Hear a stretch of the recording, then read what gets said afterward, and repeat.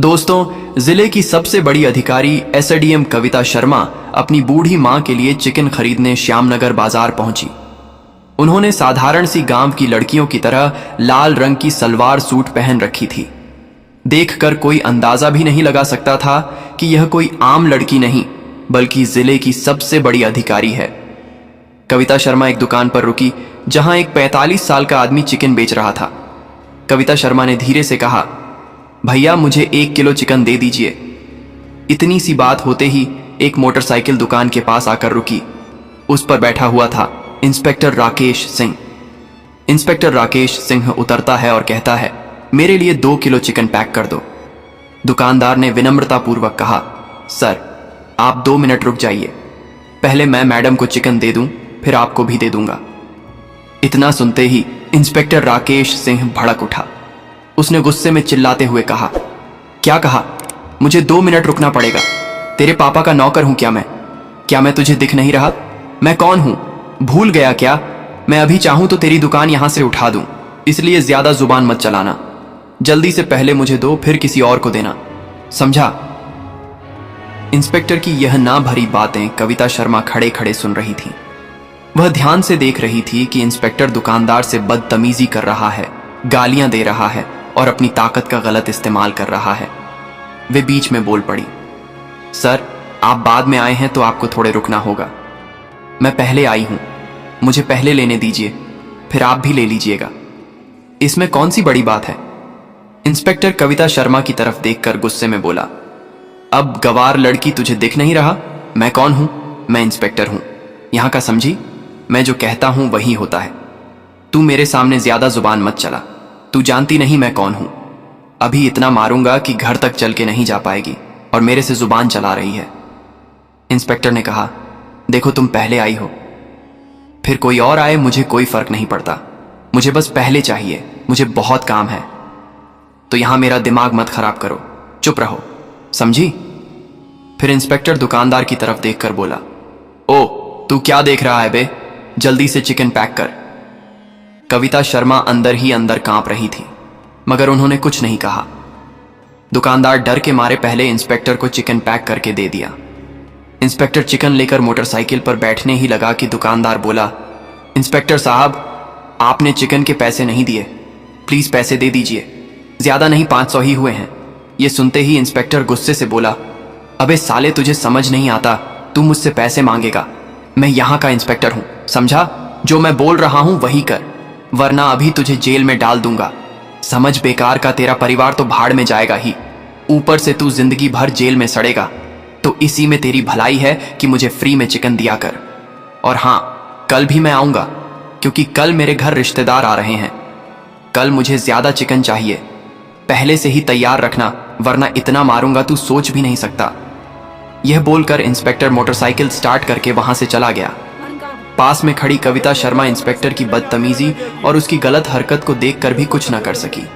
वह अंदर से कांप रही थी, मगर फिर भी कुछ नहीं बोली। कुछ देर चुप रहने के बाद उन्होंने दुकानदार से कहा, भाई यह इंस्पेक्टर आपको चिकन के पैसे नहीं देता, ऐसे तो आपको नुकसान हो गया। क्या वह आपसे ऐसे ही चिकन लेकर जाता है? कभी पैसे नहीं देता क्या? दुकानदार ने कहा, हाँ बहन, यह इंस्पेक्टर कई बार मेरे से चिकन लेकर गया है, लेकिन कभी भी पैसे नहीं देता। अगर मैं कुछ कहता हूं तो मुझे धमकाता है, कहता है कि तेरा दुकान उठवा दूंगा, तुझे जेल में डाल दूंगा, तेरा परिवार बर्बाद कर दूंगा। ऐसी ऐसी धमकियां देता है कि मैं कुछ बोल ही नहीं पाता। वैसे बहन आप इन बातों को छोड़िए, यह लीजिए आपका चिकन। इस पर एसडीएम कविता शर्मा ने गंभीर स्वर में कहा, नहीं भाई, अब छोड़ना नहीं है। इस इंस्पेक्टर को अब अपनी वर्दी छोड़नी पड़ेगी। उसने न जाने कितने लोगों को लूटा है और आगे भी लूटता रहेगा। किसी को भी यह अधिकार नहीं कि वह किसी गरीब पर अत्याचार करे या जुल्म ढाए।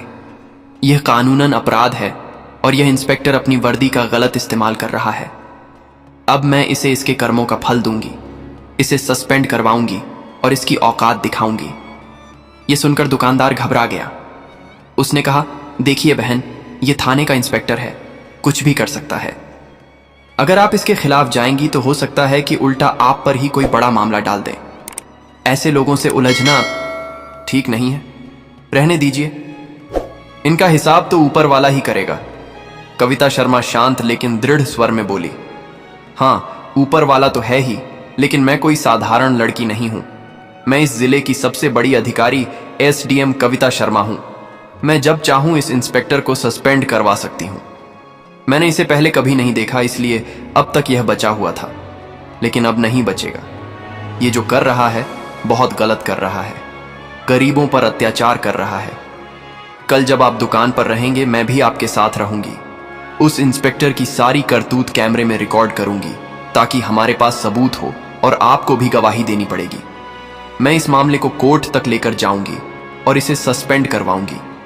कल मैं इसी समय से पहले आपके पास आ जाऊंगी और यहीं बैठूंगी। फिर देखते हैं वही इंस्पेक्टर कैसे बिना पैसे दिए चिकन लेकर जाता है। अभी मेरा चिकन दीजिए और यह लीजिए 600 रुपये मेरे और उस इंस्पेक्टर दोनों के चिकन के। दुकानदार चौंक कर बोला, आप उसके पैसे क्यों दे रही हैं बहन? रहने दीजिए, आप अपने पैसे दीजिए, उसका मैं देख लूंगा। कविता शर्मा मुस्कुराकर बोली, दे भाई, मैं तुम्हें उसके पैसे इसलिए दे रही हूं ताकि तुम्हें नुकसान ना हो। रख लीजिए, काम आएंगे। यह कहकर कविता शर्मा ने पैसे दिए और घर चली गई। उन्होंने अगले दिन का बेसब्री से इंतजार किया। दूसरे दिन सुबह सुबह कविता दुकान पर आ गई और चुपचाप बैठ गई। दोनों इंस्पेक्टर का इंतजार करने लगे। कविता ने दुकान के सामने एक छोटा सा कैमरा लगा दिया ताकि इंस्पेक्टर की हर करतूत रिकॉर्ड हो सके और उनके पास ठोस सबूत रहे। करीब 1.5 घंटे बाद इंस्पेक्टर राकेश सिंह अपनी मोटरसाइकिल से आया। उतरते ही दुकानदार से बोला, चिकन पैक करके रखा है या नहीं? कल मैं तुझे बोलकर गया था कि तैयार रखना। कहाँ है मेरा चिकन? जल्दी दे, मेरे मेहमान आ चुके हैं। इतने में उसकी नजर कविता शर्मा पर पड़ी। वह हल्के व्यंग में हंसते हुए बोला, अरे ये लड़की आज फिर यहां क्या कर रही है? कहीं दुकानदार के साथ तेरा? इतना कहकर वह रुक गया और फिर बोला, अच्छा, वैसे ये दुकानदार तेरा कौन लगता है जो तू आज फिर यहां बैठी हुई है? कविता ने शांत स्वर में जवाब दिया, दुकानदार मेरा भाई है और फालतू की बातें मत कीजिए, अपना काम कीजिए। इतने में दुकानदार ने चिकन पैक करके इंस्पेक्टर को थमा दिया। इंस्पेक्टर जैसे ही चिकन लेकर मोटरसाइकिल की तरफ बढ़ा, दुकानदार ने कहा, सर, चिकन के पैसे। ये सुनते ही इंस्पेक्टर का पारा चढ़ गया। वह लाल हो उठा और चिल्लाया, अबे तुझे कितनी बार समझाना पड़ेगा? फिर मुझसे पैसे मांग रहा है। मैंने कल भी कहा था मैं पैसे वैसे नहीं दूंगा। मैं यहां का इंस्पेक्टर हूं और तू मुझसे पैसे मांगेगा? तुझे डर नहीं लगता? अभी चाहूंगा तो तेरा यह दुकान उठा दूंगा और साथ में तुझे जेल में भी डाल दूंगा। इसलिए अपनी जुबान बंद रख, बिना वजह मेरा दिमाग मत खराब कर। दुकानदार ने घबरा कर कहा, इंस्पेक्टर साहब, आप सुबह सुबह बिना पैसे दिए चिकन ले जाकर चले जाते हैं। दिन भर मेरे अच्छे कस्टमर नहीं आते, मेरा नुकसान हो जाता है। प्लीज कम से कम आधे पैसे तो दे दीजिए। रोज ऐसा करेंगे तो मेरा घर कैसे चलेगा? हमें कितनी मेहनत से यह सब करना पड़ता है। हमें भी अपने परिवार को चलाना है। आप हमारे पेट पर चोट कर रहे हैं साहब, प्लीज पैसे दे दीजिए। इतना सुनते ही इंस्पेक्टर और भी गरमाया। उसने झट से दुकानदार के गाल पर थप्पड़ दे मारा और गुस्से में बोला, तुझे अक्ल नहीं है क्या? कितनी बार समझाऊं कि मुझसे बहस मत किया कर? मेरा समय बर्बाद कर रहा है। मेरे घर में मेहमान हैं और तू यहां मेरा मूड खराब कर रहा है। मैं तुम्हें कभी पैसे नहीं दूंगा, चाहे तू कितना भी बोले। अगली बार ऐसा कुछ कहा तो मैं इतना मारूंगा कि तेरे हाथ पैर तक नहीं बचेगा। यह देखकर कविता शर्मा खुद पर काबू ना रख सकी। वह गुस्से से चिल्लाई, इंस्पेक्टर साहब, आपको पैसे देने ही पड़ेंगे। आप यहां चिकन लेकर जा रहे हैं। चिकन फ्री में नहीं मिलता, इसे खरीद कर लाना पड़ता है। इससे दुकानदार का नुकसान होता है। यह उनका रोज का धंधा है। आप धमकाकर वर्दी के दम पर लेकर चले जाते हैं और कभी पैसे नहीं देते। यह कानून का उल्लंघन है। वर्दी पहनकर खुद को कानून का रक्षक समझना कहीं आप पर हक नहीं बनाता। जनता के साथ ऐसा व्यवहार नहीं होना चाहिए। इंस्पेक्टर का गुस्सा और भड़क उठा। वह अचानक कविता शर्मा के चेहरे पर भी एक थप्पड़ जड़ दिया और क्रोध में बोला, तू खुद को क्या समझती है? मुझे जुबान लड़ाकर बैठी है। तू मुझे जानती नहीं, तेरी अक्ल ठिकाने नहीं है क्या? मेरे से पंगा मत ले, वरना मैं ऐसा मारूंगा कि तू घर तक चलकर नहीं जा पाएगी। और हां, यह दुकान तेरा नहीं है तो यहां दिमाग मत लगाया कर। हमारे बीच में मत बोल, वरना फिर थप्पड़ पड़ेगा, समझी? चुपचाप खड़ी रह। कविता मन ही मन सोच रही थी, अब तो यह इंस्पेक्टर बचने योग्य नहीं है। कैमरे में सारी रिकॉर्डिंग हो रही है। इंस्पेक्टर जो भी कर रहा है सब कुछ लोगों के सामने आएगा और उसे इस तरह बेनकाब किया जाएगा कि वह शर्म के मारे मुंह तक नहीं दिखा पाएगा और सस्पेंड तो होगा ही।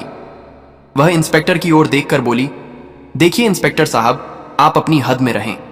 यह एक आम जनता की दुकान है और आप यहां मुफ्त में सामान नहीं ले सकते, आपको पैसे देने होंगे। कहीं भी कानून में यह नहीं लिखा कि आप अधिकारी होने के नाते किसी दुकान से बिना पैसे के सामान ले सकते हैं। आप गरीबों के पेट पर लात मार रहे हैं। यह अन्याय है और किसी भी तरह से स्वीकार्य नहीं है। दुकानदार चुपचाप खड़ा रहा, कुछ बोल नहीं पाया। फिर इंस्पेक्टर ने दुकानदार की तरफ देखा और धमकाते हुए कहा, अब समझा ये कौन है बे, और यहां मुझसे जुबान लड़ रही है। तुझे डर नहीं लगता? तू यहां से भाग ले, वरना तेरे साथ साथ तू भी जेल जाएगा, समझा?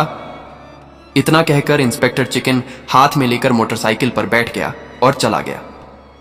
इंस्पेक्टर के जाने के बाद कविता शर्मा ने कहा, अब वह सीसीटीवी कैमरा निकाल लीजिए। दुकानदार ने कैमरा निकाल दिया। कविता ने कहा, कल मैं इस मामले को कोर्ट तक लेकर जाऊंगी। आज का काम यह है कि मैं ऑफिस जाऊंगी और आईपीएस मैडम से बात करके इस इंस्पेक्टर को सस्पेंड करवाने की तैयारी करूंगी। आप गवाही के लिए तैयार रहिए। ठीक है, मैं अभी चलती हूं। दुकानदार ने टेप पर हाथ रखकर कहा, हां बहन, ठीक है, जब आप कॉल करेंगी मैं आ जाऊंगा गवाही देने के लिए। आप बेफिक्र रहिए, मैं आपके साथ खड़ा हूं। कविता सीधे घर पहुंची। थोड़ी दावत खुराक करके ऑफिस निकल पड़ी। ऑफिस पहुंचकर उन्होंने वीडियो रिकॉर्डिंग देखी। मन ही मन उनका गुस्सा और बढ़ गया।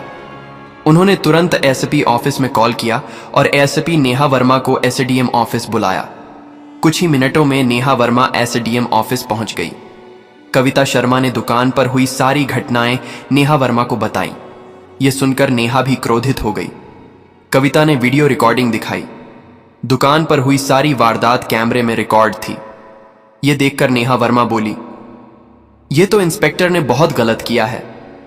इस दुकानदार के साथ इतना गलत व्यवहार, और इतना ही नहीं, उन्होंने एक महिला अधिकारी पर भी हाथ उठाया। यह कानूनी अपराध है। किसी लड़की पर हाथ उठाना कानून के खिलाफ है। मैंने कभी नहीं सोचा कि हमारे थाने में ऐसे इंस्पेक्टर होंगे, वरना मैंने इसे कब का सस्पेंड कर दिया होता।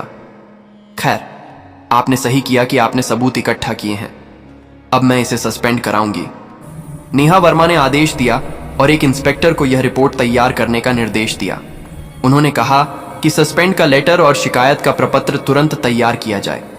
कविता ने कहा, ठीक है, पर अभी आप इंस्पेक्टर के खिलाफ तुरंत रिपोर्ट और सस्पेंड का लेटर तैयार कर दीजिए। कल ही मैं इस मामले को कोर्ट तक ले जाऊंगी और उसे पूरे शहर के सामने सस्पेंड करवाऊंगी। नेहा वर्मा ने आश्वस्त स्वर में कहा, हां ठीक है। यह कहकर उन्होंने तुरंत कार्यवाही शुरू करवा दी और इंस्पेक्टर राकेश सिंह के खिलाफ रिपोर्ट तैयार करवाई। दूसरे दिन यह मामला कोर्ट तक पहुंच गया। अगले दिन सुबह से ही कोर्ट में भीड़ लगी थी। पूरे शहर में चर्चा थी कि आज उस इंस्पेक्टर का केस है जिसने एक गरीब दुकानदार और एसडीएम कविता शर्मा के साथ बदसलूकी की थी। कोर्ट के बाहर मीडिया वाले कैमरे लिए खड़े थे और अंदर सब अपनी अपनी जगह ले रहे थे। जज साहब भी आ चुके थे। कविता शर्मा सादा कुर्ता पहनकर अपने वकील के साथ आई।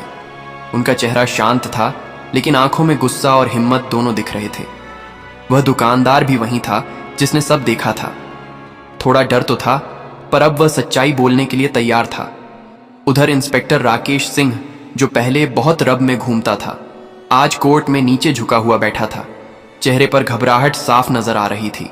जज ने कहा, आज हम यह तय करेंगे कि इंस्पेक्टर ने वाकई अपने पद का गलत इस्तेमाल किया या नहीं, और अगर किया है तो उसे क्या सजा दी जाए। फिर केस शुरू हुआ।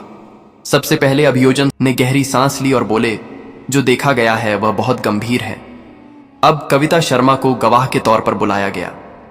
कविता ने शांत आवाज में कहा, माननीय जज साहब, मैंने सब अपनी आंखों से देखा। इंस्पेक्टर ने न सिर्फ दुकानदार को धमकाया, बल्कि मुझ पर भी हाथ उठाया। अगर ऐसे अफसरों को नहीं रोका गया तो आम जनता पर अत्याचार बढ़ते रहेंगे। इसके बाद दुकानदार की बारी आई। वो थोड़ा कांपते हुए बोला, मैं गरीब आदमी हूं। उस दिन बस यही कहा था कि पैसे दे दीजिए, तो उसने गुस्से में थप्पड़ मार दिया। डर के मारे कुछ नहीं बोला, लेकिन जब मैडम ने वीडियो निकाल दिया तो हिम्मत आई। अभियोजन पक्ष ने कहा, माननीय अदालत, यह मामला सिर्फ एक थप्पड़ का नहीं है। ये मामला सत्ता के दुरुपयोग का है। जिसने कानून की रक्षा करनी थी वही कानून तोड़ बैठा। अब बचाओ। पक्ष इंस्पेक्टर का वकील खड़ा हुआ। उसने कहा, मेरे मुफ्किल ने जानबूझकर कुछ नहीं किया। वो उस दिन बहुत तनाव में था, भीड़ जमा हो गई थी, बस गुस्से में गलती हो गई, इसे अपराध नहीं कहा जा सकता। जज ने बीच में रोककर पूछा, क्या गुस्सा आने पर कोई भी इंस्पेक्टर किसी को थप्पड़ मार सकता है? क्या कानून का रखवाला ही कानून तोड़ेगा? बचाव वकील चुप हो गया। अभियोजन ने फिर से सीसीटीवी की फॉरेंसिक रिपोर्ट दिखाई। रिपोर्ट में लिखा था कि वीडियो असली है, उसमें कोई एडिटिंग नहीं है। साथ ही मेडिकल रिपोर्ट में दुकानदार की चोट का जिक्र भी था। अब अदालत में फैसला सुनाने का वक्त आ गया था।